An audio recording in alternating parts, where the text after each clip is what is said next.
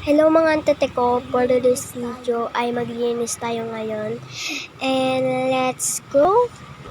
Ngayon guys, maglinis tayo ng pom. And pom lang naman linisan natin, wala nang iba. Tapos si ate naguhugas ng pinggan and mamaya magluluto na rin yan. Mga anong oras na rin pala neto?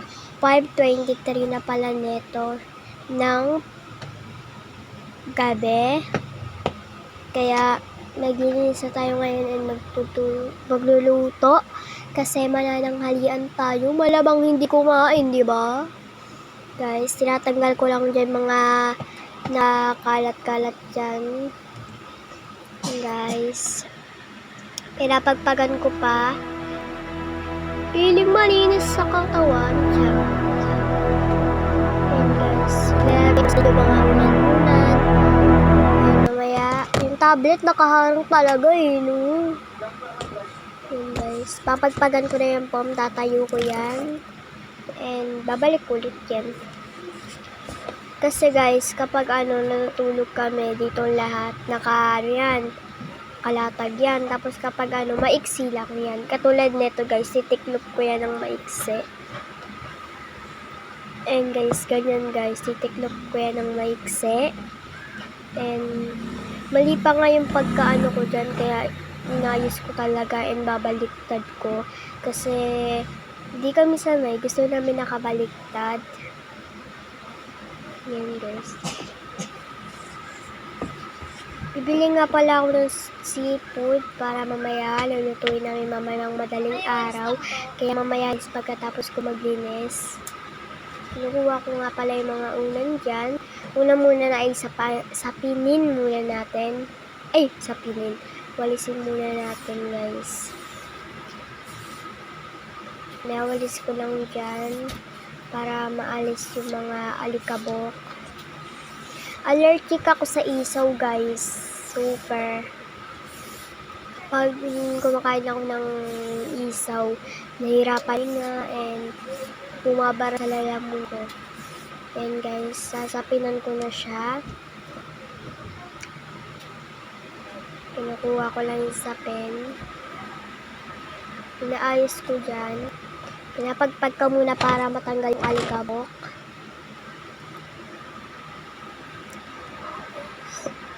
Ang dilim niyan kasi yung ilaw namin hindi masyadong pero nakabukas yung ilaw dyan guys. Binukas. Hindi ko kasi binubuksan yung bintana dyan kasi may nakataas dyan na tao.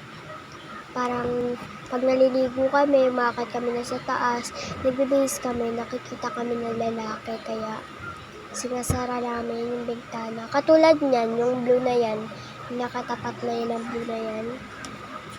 Guys, inaayos-ayos ko lang dyan. Guys.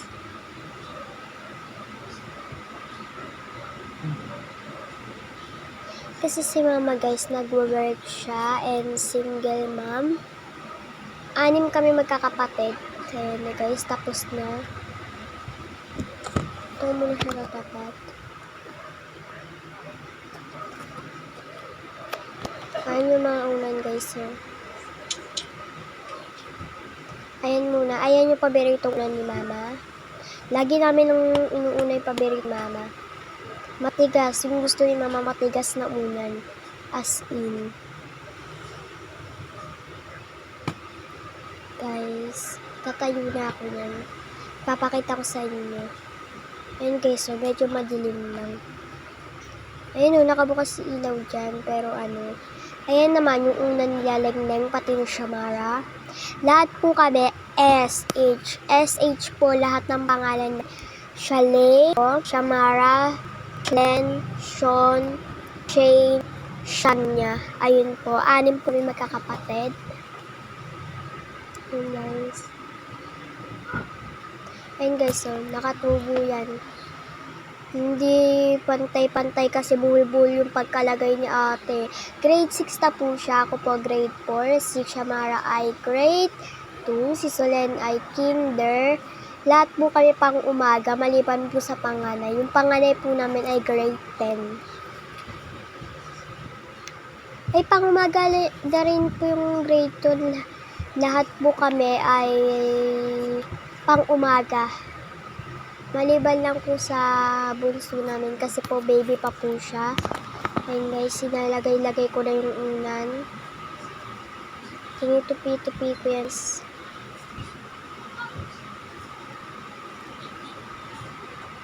Tinutupi ko na yan. Marunong ako magtupi at saka maglaba, maghugas. Marunong ako lahat ng gawaing bahay. Marunong ako maglampaso, marunong ako magsampay, marunong maglaba, marunong ako maglaba ng bag, marunong ako maglinis, marunong ako magkabit ng kahit anong kahoy, bakal.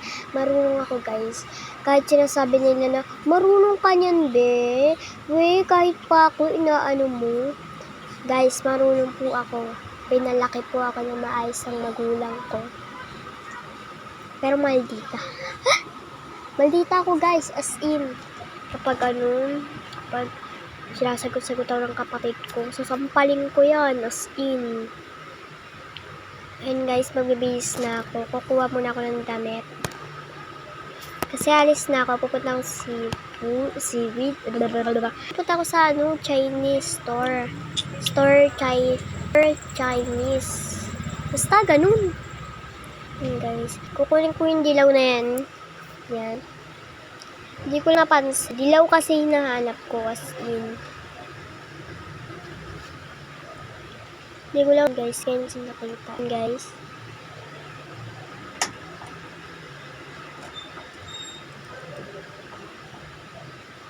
Dilaw yan guys. Yan white.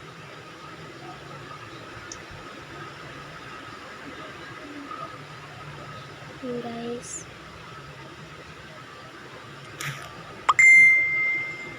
And ilalagay ko na sa labahan.